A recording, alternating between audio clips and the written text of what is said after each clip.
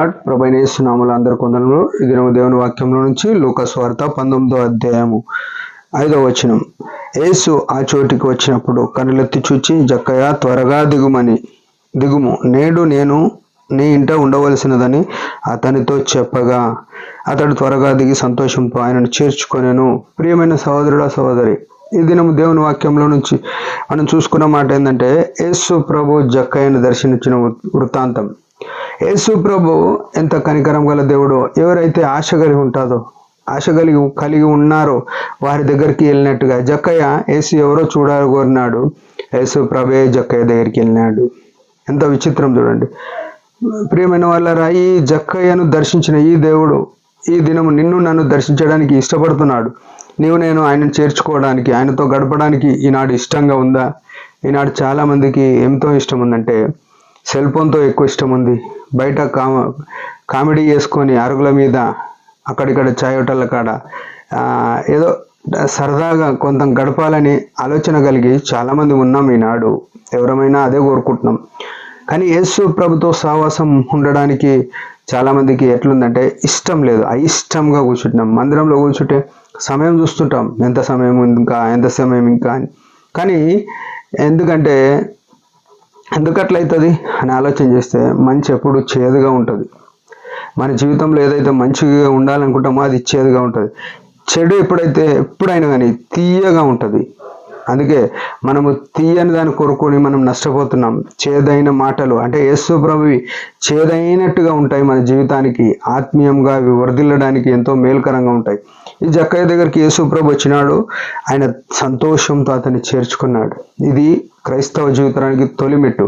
యేసు ప్రభువుని చేర్చుకోవడానికి ఆలస్యమే ఇవ్వద్దు. మనం యేసు ప్రభువును కలుసుకోవడానికి ఆలస్యమే ఇవ్వద్దు. ప్రార్థన తర్వాత చేద్దాంలే, వాక్యం తర్వాత చదువుదాంలే, మందిరానికి తర్వాత వెళ్దాంలే.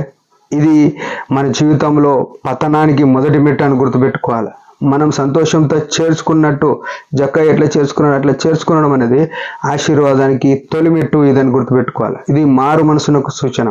అయితే ఈ వ్యక్తిలో ఏముందంటే ధనం ఉంది. ఈయన ధనవంతుడు అని రాయబడ్డది. 7వ వచనంలో అంటాడు, పాపి అయిన ఈ మనుషుని బస చేయవెళ్ళినాడు. పాపి అని ఎక్కడైతున్నాడంటే ధనము మనిషిని పాపిగా చేస్తుంది. ధనం అనేది పాపిగా చేస్తుంది. ఎఫెసీలకు రాసి ఉంటుంది 6వ అధ్యాయంలో, ధనాపేక్ష సమస్త కీళ్లకు మూలము అని రాయబడ్డది. అయితే ఈయన ధన ఆపేక్ష కలిగి ఉండి సుంకపు గుత్తదారుడు అయి ఉండి అనేకులు ఎదుట ఎంత అన్యాయంగా తీసుకున్నాడో తెలియదు, కానీ ఆయన తీసుకున్నట్టుగా కనబడుతుంది. ప్రజలంతా సనుక్కుంటూ వచ్చినారు యేసు ప్రభు ఈయన దగ్గరికి వెళ్ళినాడని. యేసు ప్రభు ఎక్కడ వెళ్తే అక్కడ ఏముంటుందంటే ఆశీర్వాదం ఉంటుంది, జీవితాలు మార్చేస్తుంది. మనం మారుమనసు పొందినామని మేము ఎప్పుడంటే ఎవరైనా కానీ మారుమనసు ఎప్పుడు పొందినామంటే మేము చాలా రోజుల కింద మారుమనసు పొందినామని చెప్తారు. కానీ మన జీవితంలో నిజమైన మార్పు అనేది కనబడదు. జక్కయ్య జీవితంలో ఎంత మార్పు అంటే 8వ వచనంలో ఏమంటున్నాడు, యేసు ప్రభు వచ్చి జక్కయ్యతో ఒకటే మాట అన్నాడు, నేను నీ ఇంట్లో వచ్చి భోజనం చేస్తా అన్నాడు. అంతే, ఇక వేరే మాట ఏం మాట్లాడలే. జక్కయ్య నీ దగ్గర ఇది ఉంది అనలే. మనం ఏం చెప్తామంటే ఎవరైనా మందిరానికి వస్తే వాళ్ళలో బలహీనతలు ఏవైతున్నాయో, నువ్వు సిగరెట్ తాగొద్దు, నువ్వు బొట్టు పెట్టుకోవద్దు, నువ్వు సినిమాలకు పోవద్దు, నువ్వు ఇది ఇయ్యొద్దని మనమే ఫస్ట్ క్వశ్చన్లకు ఆన్సర్లు ఇచ్చేస్తుంటాం. వారు అడగముందే వారికి సమాధానాలు ఇస్తాం. ఇది చాలా నష్టం తీసుకొస్తుంది క్రైస్తవ జీవితంలో. సంఘానికి వచ్చేటోళ్ళని రానియకుండా ఇట్లాంటి పద్ధతులే నష్టం తీసుకొస్తాయి. యేసుప్రభుకు తెలియదు ఆయన సుంకరి అని, ధనాపేక్ష గలవాడని. కానీ యేసుప్రభు ఒక్క మాట మాట్లాడలే. ఆయన యేసుప్రభు వస్తే యేసుప్రభు ఏంటంటే ఆయన వెలుగు, ఆయన దేవుడు. చీకటి అనేది వెలుగు వచ్చినప్పుడు ఆటోమేటిక్ అదే బయటికి వెళ్ళిపోతుంది. అదే మనం చేయాల్సిందే. దేవుని యొక్క వాక్యమును ప్రతి మనిషికి అందియాలి తప్ప మనిషిలో ఉన్న లోపాలు మనం పట్టుకోవడానికి అవసరమే లేదు. యేసు ప్రభు నిలబడ్డ కారణాన్ని, ఆయన దగ్గరకు వచ్చిన కారణాన్ని, ఆయన ఇంట్లో చేర్చుకున్న కారణాన్ని ఏమైందంటే 8వ వచనంలో ఉంటాడు, జక్కయ్య నిలబడి, ఇదిగో ప్రభు నా ఆస్తిలో సగం బీదలకు ఇచ్చుచున్నాను. అంధత్వము దేవునికి ఆయాసకరమైంది, ఆటోమేటిక్ బయటికి వెళ్ళిపోతుంది. ఇంతకుముందు అధ్యాయంలో ఇదే అధ్యాయంలో ముందు చూస్తే ఒక అధికారి వచ్చి 18వ వచనంలో ఉంటుంది, నిత్య జీవంకు వారసుడు కావాలని అంటే నీకు ఒకటి కొదువుగా ఉన్నది, నీ ధనం అమ్మే, నీ ధనం మీద ఇచ్చేసేయి అని చెప్పినాడు.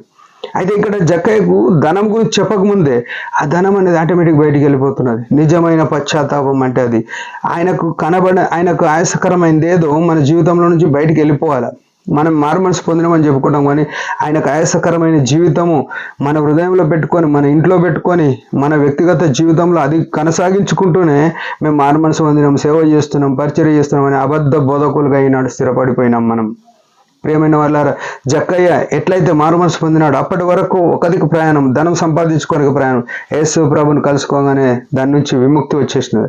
వ్యతిరేకంగా అప్పటి వరకు మారు మనసు అంటే ఒక దిక్కు ప్రయాణం ఉన్నది, ఇంకో దిక్కు ప్రయాణం కావడం. అప్పటి వరకు ధనం సంపాదించుకోవడానికి ప్రయాణమైన ఈ వ్యక్తి ఇక నుండి ధనం వదిలేసుకోవడానికి ఏమంటున్నాడు, నేను 4 వంతులు ఇస్తాను, నా ఆస్తిలో సగం భాగం ఇస్తున్నాడు, 4 వంతులు మరలా ఇస్తే ఎవరి దగ్గర తీసుకుంటే అన్నాడు. ఇది నిజమైన పశ్చాత్తాపం. నా జీవితంలో మారుమనసు పొందినని చెప్పుకునే మన జీవితంలో ఏ వదిలేసుకున్నాము? యేసు ప్రభు కంటే ముందు ఉన్నవి, యేసు ప్రభును మనకు రక్షకునిగా అంగీకరించే ముందు ఏవేవి ఉన్నాయో అవి వదిలేసుకున్నాము. ఆయన శిలువ రక్తంతో విమోచింపబడిన మనము ఏవైనా వదిలేసుకున్నట్టు ఉందా?